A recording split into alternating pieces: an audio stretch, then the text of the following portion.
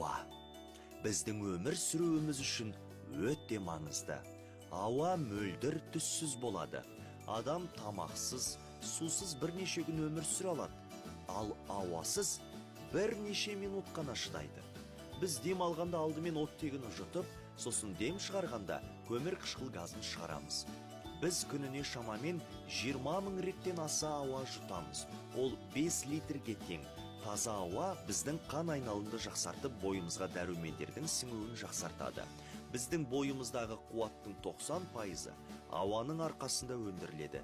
Егер таза ауада көп жүрсеңдер, көңіл күйлерің көтеріліп, шаршамайтын боласыңдар. Ал ағзаны түгел оттегімен қамтамасыз етуде өкпенің рөлі зор. Ал өкпенің жұмысы жақсы болуы үшін көбірек серуенге шығыңдар, тыныс алу жаттығулары мен дене шынықтыруды ұмытпаңдар.